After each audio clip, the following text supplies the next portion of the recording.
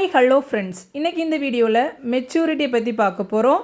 மெச்சூரிட்டினா என்ன, இம்மெச்சூரிட்டியாக இருக்கிறவங்க கேரக்டர்ஸ் எப்படி இருக்கும், மெச்சூரிட்டியாக இருக்கிறவங்க எப்படி இருப்பாங்க, இன்மெச்சூர்டாக இருக்கிறவங்க எப்படி மெச்சூரிட்டியாக மாறலாம், அதுக்கு ஒரு 5 டிப்ஸ் நான் சொல்ல போகிறேன். வீடியோவை ஸ்கிப் பண்ணாமல் முழுசும் பாருங்கள். வாங்க வீடியோக்குள்ளே போகலாம். மெச்சூரிட்டினா என்னங்க, வேறு ஒன்றும் இல்லைங்க. சூழ்நிலைக்கு ஏற்றவாறு சரியாக ஒரு விஷயத்தை கரெக்டாக யோசித்து பேசணும். அந்த ஒரு ஸ்பாட்டில் நீங்கள் இருக்கிறீங்கன்னா ப்ரெசன்ட் ஆஃப் மைண்ட் உங்களுக்கு ரொம்பவே நல்லா இருக்குது அப்படின்னா அதுதான் மெச்சூரிட்டி. அவங்க பேசுகிற ஒவ்வொரு வார்த்தைகளும் ப்ராட் திங்கிங்காக யோசித்து பேசுவாங்க. யாரையும் ஹர்ட் ஆகாமல், ஃப்யூச்சரில் அதனால் அவங்க பேசியிருக்கிறதுனால எந்த ஒரு பின்விளைவும் வராமல் இருக்கிற மாதிரி பேசுகிறது தான் மெச்சூரிட்டி கேரக்டர்ஸ். ஒரு சில பேர் நல்லா வளர்ந்துருப்பாங்க, வயசுக்கும் அவங்களோட பாடி ஸ்ட்ரக்சருக்கும் சம்மந்தமே இருக்காது. அவங்கள பார்க்குறதுக்கு மெச்சூர்டாக தெரிவாங்க, பட் அது மெச்சூர்டு கிடையாது.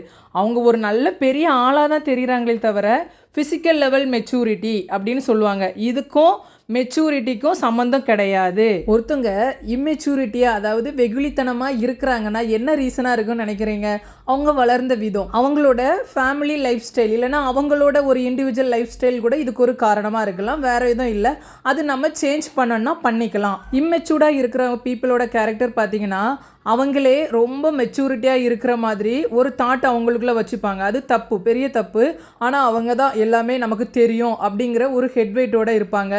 செல்ஃபிஸ்டாக இருப்பாங்க. இப்போ ட்ரெண்டாக என்ன போகுதோ அதை ஃபாலோ பண்ணி கேரக்டர் வைஸ் ட்ரெஸ்ஸிங் சென்ஸில் சேஞ்ச் பண்ணிவிட்டு வெளி உலகத்துக்கு வந்து ரொம்ப மெச்சூர்டாக இருக்கிற மாதிரி காமிச்சிப்பாங்க. மற்றவங்களோட ஃபீலிங்ஸு இவங்களுக்கு ஒருபோதுமே புரிஞ்சிக்கவும் மாட்டாங்க, அவங்களும் தெரிஞ்சுக்க விரும்பவும் மாட்டாங்க. அதாவது அவங்களோட ஃபீலிங்ஸை தான் பெருசாக எண்ணுவாங்களே தவிர ஆப்போசிட்டில் இருக்கிறவங்க மனசை பற்றி அவங்க யோசிக்க மாட்டாங்க. பேசுகிறதுக்கு முன்னாடி யோசித்து பேசுவாங்கன்னு நினைக்கிறீங்க? இந்த கேரக்டர் இருக்கிறவங்க யோசித்து பேசவும் மாட்டுவாங்க. பேசினதுக்கு அப்புறமா தப்பு பண்ணிட்டோமேனு வருத்தப்படுற கேரக்டராக இருப்பாங்க. இம்மெச்சூர்டாக இருக்கிறவங்க உணர்ச்சி வசப்பட்டு ஒரு சில டைமில் தப்பாக முடிவு எடுத்துருவாங்கங்க. ஒரு சில பேர் பார்த்திங்கன்னா ஒரு ப்ராப்ளம் இருக்குதுன்னா அதை அவங்களுக்கு எப்படி ஹேண்டில் பண்ணணுன்னே தெரியாமல் அவசரப்பட்டு தப்பான ஒரு முடிவெடுத்து நிறைய சூசைடு அந்த மாதிரி பண்ணுற லெவல் கூட போயிடுவாங்க. அந்த ஒரு புரிதல் இருக்காது, ஒரு பொறுமை இருக்காது இவங்கக்கிட்ட. அப்புறம் ஒரு சின்ன விஷயமாக தான் இருக்கும், ஓவர் ரியாக்டிவ் பண்ணுவாங்க. அதாவது அந்த ஸ்பாட்லேயே வந்து ரொம்ப பெருசாக அதை வந்து பெருசாகிடுவாங்க. ஒரு சின்ன விஷயத்தை ரொம்ப ஓவர் திங்க் பண்ணிக்கிட்டே இருப்பாங்க. பழசை யோசித்து மண்டைக்குள்ளே போட்டு உருட்டிக்கிட்டே இருப்பாங்க. ஒரு மெச்சூர்டு திங்கிங் இவங்களுக்கு இருக்காது. அதிகமாக பேசுவாங்களே தவிர ஒருத்தவங்க ஆப்போசிட்டில் பேசுகிறாங்கன்னா அதை பொறுமையாக கேட்கணும் அப்படிங்கிற ஒரு பொறுமை அவங்கக்கிட்ட கிடையாது. ஒருத்தவங்க பேசுகிறத கேட்டு அதுக்கு நம்ம ஆன்சர் பண்ணணும் அப்படிங்கிறத இவங்க விரும்ப மாட்டாங்க. அப்புறம் இந்த மாதிரி கேரக்டரில் இருக்கிறவங்க என்ன பண்ணுவாங்கன்னா நிறைய இந்த ஜென்ஸ்லாம் பார்த்துருக்கீங்கன்னா பொய்யா ப்ராமிஸ் பண்ணிடுவாங்க, நான் அதை உங்களுக்கு முடிச்சு கொடுத்துருவேன், சாதிச்சு கொடுத்துருவேன். ஆனால் அங்கே ஒன்றுமே நடக்காது. நிறைய பொய்யான ப்ராமிஸ்லாம் பண்ணி கொடுக்குற கேரக்டர் இவங்களாக இருப்பாங்க. பக்கத்து வீட்டுக்காரவங்க அடுத்தவங்கள பார்த்து பொறாமப்படுற ஒரு குணம் இவங்களுக்கு அதிகமாக இருக்கும். மற்றவங்களோட அவங்க லைஃப் ஸ்டைலை எப்போவுமே கம்பேர் பண்ணிகிட்டு இருப்பாங்க. பாரு அவன் வீட்டில் எப்படி இருக்கிறான், நம்ம வீட்டில் இவ்வளோ கஷ்டப்படுறான். ஆனால் அங்கேயும் வருமானம் வரும், 1க்கு 3 வருமானம் வரும். பிள்ளைங்க நல்லா படிக்கிற பசங்களாக இருக்கும், நல்ல வசதியாக தான் இருப்பாங்க. ஆனால் எதையுமே வெளியே காமிச்சிக்காமல் பக்கத்து வீட்டில் சொந்தக்காரவங்களுக்கு அவங்க பொறாமப்படுற ஒரு கேரக்டராக இருப்பாங்க. யாரையாச்சும் பற்றி யார்கிட்டையாச்சும் குறை சொல்லிக்கிட்டே இருப்பாங்க. குறை சொல்கிறத விடவும் அடுத்த வீட்டு கதையை கேட்குறதுல ரொம்ப ஆர்வமாக இருப்பாங்க. ஆனால் அவங்க வீட்டு கதை வெளியே வராது. இந்த மாதிரி கேரக்டர்லேயும் இருப்பாங்க. அதுக்கப்புறம் ஒரு விஷயத்தை சாதிச்சிருக்கவே மாட்டாங்க அவங்க வீட்டில். அதாவது ஒரு இடம் வாங்குறதா இருந்தாலும் சரி, அவங்க பையனோட படிப்பு விஷயமா ஒரு காலேஜில் ஒரு சீட்டு கிடைக்கிறதா இருந்தாலும் சரி, இல்லை ஒரு வேலை கிடைக்கிறதா இருந்தாலும் சரி, அது நடக்கிறதுக்கு முன்னையே நடந்த மாதிரி பெரிய உருட்டுவாங்க தெரியுமா? அந்த மாதிரி கேரக்டராக கூட இருப்பாங்க. அதான் ரொம்ப புருடா விடுறவங்களாகவும் இருப்பாக. இந்த மாதிரி மெச்சூர்டு இல்லாதவங்களுக்கு சுயமரியாதைங்கிறத விட பொது மரியாதையும் ரொம்ப கம்மியாகவே இருக்கும் சொசைட்டியில். நெக்ஸ்ட்டு மெச்சூரிட்டி ஆனவங்க கேரக்டர் எப்படி இருக்குங்கிறத நம்ம பார்க்கலாம். மெச்சூரிட்டியாக இருப்பவங்க எப்படி நடப்பாங்க அப்படின்னு பார்த்திங்கன்னா அவங்க கேரக்டரில் ஒரு 3 விஷயத்தை வச்சு ஈஸியாக முடிச்சிடலாம் அவங்கள. ரெஸ்பான்சிபிலிட்டி, அதாவது ஒருத்தவங்களுக்கு மரியாதை கொடுக்குறதா இருந்தாலும் சரி, அவங்கக்கிட்ட நம்ம ஒரு ஜாபை கொடுக்குறோம் அப்படின்னா அது அந்த அளவு கரெக்டாக நம்பிக்கையாக கொடுக்கலாம். அவங்கள நம்பி கரெக்டாக முடிச்சிருவாங்க. 2வது வாழ்க்கையில் கஷ்டம் நஷ்டம் எந்த ஒரு ஸ்டேஜ் எந்த ஒரு விஷயமா இருந்தாலும் ஹேண்ட்லிங் நல்லா பண்ணுவாங்க. 3வது பார்த்திங்கன்னா ஒவ்வொரு விஷயமும் அவங்க லைஃப்பில் செய்கிறாங்க. அதே மாதிரி முன்னேறணும், டெவலப்மெண்ட்ஸு அந்த மாதிரி உள்ள விஷயங்கள்லாம் பக்கா பிளானிங்காக ஃப்யூச்சர் திங்கிங்கோட ரொம்ப சூப்பராக ஹேண்டில் பண்ணுவாங்க. எது பேசினாலும் யோசித்து பேசுவாங்க. உணர்ச்சி வசப்பட மாட்டாங்க மேக்ஸிமம். அப்படியே அவங்க ஒரு சுச்சுவேஷனில் உணர்ச்சி வசப்படுற மாதிரி ஒரு டைம் ஆகுதுன்னா அவங்களே கண்ட்ரோல் பண்ணிப்பாங்க. அதாவது செல்ஃப் கண்ட்ரோல்னு சொல்லுவாங்கள்ல, அது அவங்கக்கிட்ட இருக்கும். அதிகமாக பேச மாட்டாங்க. யாருன்னா ஏதாவது ஆப்போசிட்டில் பேசினா கூட பொறுமையாக கேட்பாங்க. ரொம்ப அவங்க கவனிக்கிறது, அவங்க வாயிலேருந்து வார்த்தை அவ்வளோ சீக்கிரம் வரவே வராது. அதை தான் சிம்பிளாக சொல்கிறேன். எமோஷ்னல் கண்ட்ரோலை கரெக்டாக மெயின்டைன் பண்ணுவாங்க. சும்மா எல்லாத்துக்கும் இருந்து அழுதுட்டுலாம் இருக்க மாட்டாங்க. அவங்க மைண்ட் லெவலில் பார்த்திங்கன்னா ரொம்ப காமாக இருப்பாங்க. ஒரு விஷயம் முடிகிறதுக்கு கொஞ்சம் டைமே ஆகுது அப்படின்னாலும் அந்த இடத்துல அவங்க பொறுமையாக இருப்பாங்க. ஒரு சில பேர்லாம் அவசரப்படுவாங்களே, கத்துவாங்க. இந்த மாதிரிலாம் இவங்க இருக்கவே மாட்டாங்க. ரொம்ப பொறுமையாக இருப்பாங்க. லைஃப்பில் ஏதாச்சும் ஒரு பொருள் வேணும்னு அவங்க ஆசைப்படுவாங்க. ஆனால் அதுக்காக அடமெண்ட்டாக இருக்க மாட்டாங்க. விட்டு கொடுத்து போயிடுவாங்க. அதான் ஒரு ஃபேமிலியில் ஒரு அண்ணன் தம்பியாக இருந்தாலும் சரி, அக்கா தங்கச்சியாக இருந்தாலும் சரி, ஏதாவது ஒரு சில விஷயங்கள்லாம் வரும்ல, அதில் ஒரு மெச்சூர்டு தன்மையை அதில் அவங்க ஈஸியாக நம்ம கண்டுபிடிக்கலாம். சரி ஓகே அப்படின்னு விட்டு கொடுத்து போயிடுவாங்க. அட்ஜஸ்ட் பண்ணுவாங்க நிறையவே. மற்றவங்க கேரக்டரை ஈஸியாக புரிஞ்சுப்பாங்க. அவங்க சைலண்ட்டாக இருக்கிற மாதிரி தாங்க தெரியும். ஆனால் ஒருத்தவங்களை பற்றி கேட்டால் அவ்வளோ தெளிவாக பேசுவாங்க. அப்படி சப்போஸ் அவங்களால புரிஞ்சிக்க முடியாட்டாலும் டைம் எடுத்துப்பாங்க. அவங்கள புரிஞ்சுப்பாங்க, லேர்ன் பண்ணுவாங்க. ஓகே இவங்க இந்த மாதிரி, அவங்களுக்கு ஏற்ற மாதிரி நம்ம கேரக்டரை சேஞ்ச் பண்ணிக்கணும். அந்த மாதிரி ஒரு டைப் இவங்களாக இருப்பாங்க. ரொம்பவே அதாவது ஒரு மைண்ட் லெவல்லையும் சரி, ரிலேஷன்ஷிப்கிட்ட எப்படி இருக்கணுங்கிறது, அவங்க ப்ரொஃபஷ்னல் அதாவது லைஃபு, ஒர்க் பண்ணுற இடமா இருந்தாலும் சரி, எல்லா இதையுமே பற்றி அவங்க ஒரு கரெக்டாக இருப்பாங்க. ரெஸ்பான்சிபிலிட்டி கரெக்டாக இருக்கும்.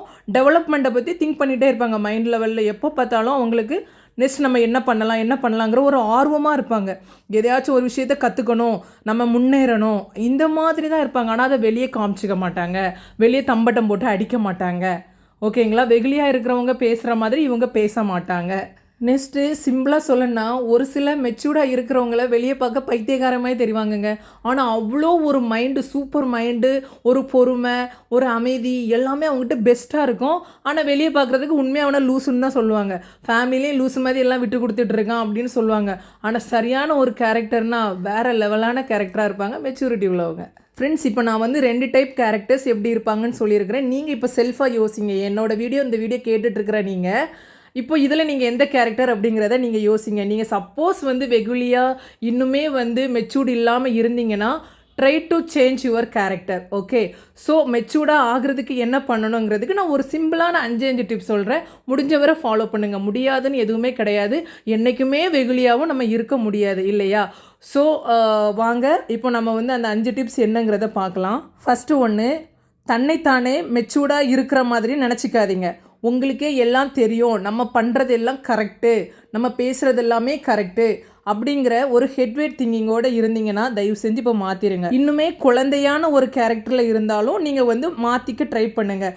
நம்ம தான் எல்லாம் தெரிஞ்சவங்கன்னு நினைக்கிறதும் தப்பு, நமக்கு எல்லாமே தெரியாது அப்படி நம்ம சின்ன பிள்ளை மாதிரி இருக்கலாம்னு நினச்சிங்கனாலும் தயவு செஞ்சு மாற்றிடுங்க. நமக்கு ஆப்போசிட்டில் இருக்கிறவங்கள கண்டிப்பாக சீப்பாக நினைக்காதீங்க. அவங்களுக்கும் எப்படினாலும் ஒரு 4-5 விஷயம் தெரியும். அவங்களும் லைஃப்பில் ஒரு எக்ஸ்பீரியன்ஸ் லேர்ன் பண்ணியிருப்பாங்க. ஸோ அவங்களுக்கு நீங்கள் மரியாதை கொடுக்க கற்றுக்கோங்க. எல்லா விஷயத்தையும் ஒரு கற்றுக்கிறதுல ஃபர்ஸ்ட் ஆஃப் ஆல் ஒரு ஆர்வமாக இருங்க. நெக்ஸ்ட்டு, ஒரு விஷயம் நடந்துடுச்சு ஒரு இடத்துல, அந்த இடத்துல நீங்கள் இருக்கீங்க அப்படின்னா உடனே ரியாக்ட் பண்ணிடாதீங்க. கொஞ்சம் யோசிங்க. அதுக்கு டைம் கொடுங்க. டைம் கொடுத்து யோசிங்க. ஒரு நைட்டு ஃபுல்லும் யோசிங்க. அதான் சொல்லுவாங்களே ப்ரோ ஆக்டிவ்னு சொல்லுவாங்க. உடனே ரியாக்ட் பண்ணாமல் கொஞ்சம் டைம் எடுத்து ப்ராக்டிக்கலாக திங்க் பண்ணுறதுக்கு ப்ரோ ஆக்டிவ்னு சொல்லுவாங்க. அந்த மாதிரி நீங்கள் திங்க் பண்ணிவிட்டு முடிஞ்ச வர உங்கள் கேரக்டர் இப்போ ரியாக்ட் பண்ணுற மாதிரி இருந்துச்சுன்னா தயவு செஞ்சு மாற்றிட்டு உங்களுக்கே உங்கள் லைஃப்பில் ஒரு டஃப்பான ஒரு சுச்சுவேஷன் வருதுன்னு வைங்களேன், செல்ஃபாக நீங்களே தனியாக போயிட்டு ஒரு கேள்வி கேளுங்க உங்கள் மைண்டுக்குள்ளே. இப்போ என்ன நடக்குது நம்ம லைஃப்பில், ஏன் இவ்வளோ ஒரு டஃப்பான ஒரு சுச்சுவேஷனுக்கு நம்ம போனோம், அப்படின்னு உங்களுக்குள்ளே நீங்களே கொஸ்டின் கேளுங்க. ஏன் நடக்குது, எங்கே மிஸ்டேக் நடந்துச்சு அப்படிங்கிறத செல்ஃபாக யோசிங்க. அடுத்தவங்கள உள்ளே இன்டர் பண்ணாதீங்க. செல்ஃப் அவேர்னஸோடு இருங்க. சுய விழிப்புணர்வு ஆட்டோமேட்டிக்காக வந்துடும். 3வது டிப்ஸாக சொல்கிறதும் சுய விழிப்புணர்வு தான். செல்ஃப் அவேர்னஸாக தான் இருக்கணும். எந்த விஷயத்துலனா, உங்களுக்கு ஒரு சடனாக ஒரு இடத்துல ஒரு கோபம் வருது அப்படின்னா கோபத்தை கண்ட்ரோல் பண்ணணும். அதை நீங்கள் செல்ஃபாக பண்ணணும். எதுக்கெடுத்தாலும் சிடுமூஞ்சி மாதிரி கோவப்பட்டுட்டு இருக்கக்கூடாது. நெக்ஸ்ட்டு, ஒரு இடத்துல ஒரு எமோஷ்னல் ஆகுதுன்னா உடனே கண்ணீர் விட்டு அதை பெருசுப்படுத்தக்கூடாது. அங்கே இருக்கவங்களையும் காயப்படுத்துகிற மாதிரி, அதாவது வருத்தப்படுற மாதிரி நம்ம பண்ணக்கூடாது. 4வது டிப்ஸுங்க, இது எல்லா ஃபேமிலிலையும் ஒருத்தவங்க ஆல்ரெடி இருந்துகிட்டு இருக்காங்க. ஃபேமிலியில் ஏதாச்சும் ஒரு விஷயத்தை சாதிக்கணும் அப்படின்னா பொய்யா ஒரு ட்ராமா போடுவாங்கல்ல, அந்த மாதிரி தயவு செஞ்சு இருந்தீங்கன்னா மாற்றிடுங்க. கேஷுவலாக இருங்க. உங்களுக்கு ஒரு பொருள் வேணும், உங்கள் வீட்டில் இருந்து எதனா ஒன்று ஆட்டையே போடணும் அப்படின்னா உடனே எனக்கு நெஞ்சு வலிக்குது, அப்படி வலிக்குது, இப்படி வலிக்குதுங்க சில்லித்தனமான ட்ராமாலாம் போடாதீங்க. இந்த கேரக்டர்ஸ் இப்போ நிறையவே இருக்காங்கங்க ஃபேமிலிக்குள்ளேயே. அதாவது அவங்க மேலே உள்ள தப்பை டோட்டலாக மூடி மறைச்சிட்டு ஒரு பெரிய ட்ராமா போட்டுருவாங்க. நம்ம தான் அந்த இடத்துல மெச்சூர்டாக இருக்கிறவங்க வெகுளியாக மாறிடுவோம். அந்த மாதிரி கேரக்டராக இருந்தால் தயவு செஞ்சு மாற்றிடுங்க. நீங்கள் நீங்களாக இருங்க, அவங்க அவங்களா இருக்கட்டும். ஓகேங்களா? அதாவது ஒரு திங்ஸ் வேணும் அப்படின்னா ஓப்பனாக கேளுங்க. அதுக்காக ட்ராமா போடாதீங்க. அந்த மாதிரி கேரக்டராக இருந்தால் உங்களை நீங்களே மாற்றிக்கோங்க. நெக்ஸ்ட்டு அடுத்த டிப்ஸு, லாஸ்ட் டிப்ஸு, யாரையும் ப்ளேம் பண்ணாதீங்க. உங்கள் லைஃப் ஒரு மாதிரி ஆயிடுச்சு, ஏதோ பேடாக போயிடுச்சுன்னா அவனால தான் ஆயிடுச்சு, இவனால தான் ஆயிடுச்சுன்னு பழி போட்டு பேசுகிறதெல்லாம் தயவு செஞ்சு விட்டுருங்க. என்ன நடந்தாலும் உங்கள் லைஃப்பில் அதுக்கு நீங்கள் தான் காரணம் அப்படிங்கிறத ஒத்துக்கோங்க. மெச்சூர்டானவங்க அப்படி தான் யோசிப்பாங்க. ஓகேங்களா? என் லைஃப் இப்படியே போக காரணம் அவள் அன்னைக்கு சாபம் போட்டது தான், இவன் அன்னைக்கு இப்படி பேசினது தான், இந்த மாப்பிள்ளையை பார்த்து தந்ததுனால தான் அப்படின்லாம் யோசிக்காதீங்க. இந்த 5 டிப்ஸை நீங்கள் ஃபாலோ பண்ணினீங்கன்னா ஆட்டோமேட்டிக்காக உங்களுக்கு நீங்களே செல்ஃபாக பாராட்டிக்கோங்க. நீங்களும் மெச்சூர்டு காய்ஸ் தான். மற்றவங்க உங்களை கவனிப்பாங்க. பரவாயில்லையே, இவன் இப்போ நல்லா பேசுகிறான், ஒரு சபைக்கு ஏற்ற மாதிரி இருக்கிறாருன்னு உங்கள் மேலே ஒரு மரியாதை அதிகமாகிரும். யாருக்கு? சொசைட்டிலேயே. ஸோ உங்களுக்கு நான் சொன்னதில் எந்த டிப்ஸ் ரொம்ப பிடிச்சிருந்துங்கிறத எனக்கு கமெண்ட் பண்ணுங்கள். நீங்கள் இன்னும் மாற்றிக்கணும் அப்படின்னா ஒரு சில கேரக்டரை மாற்றிக்கோங்க. மக்களை, இதோட இந்த வீடியோவை முடிச்சுக்கிறேன். இந்த வீடியோ பிடிச்சிருந்தா தயவு செஞ்சு லைக் அண்ட் கமெண்டில் உங்களோட ஃபீட்பேக் ஷேர் பண்ணுங்கள். ஹெல்த்தியாக ஆரோக்கியமாக இருங்க. Tata, bye by.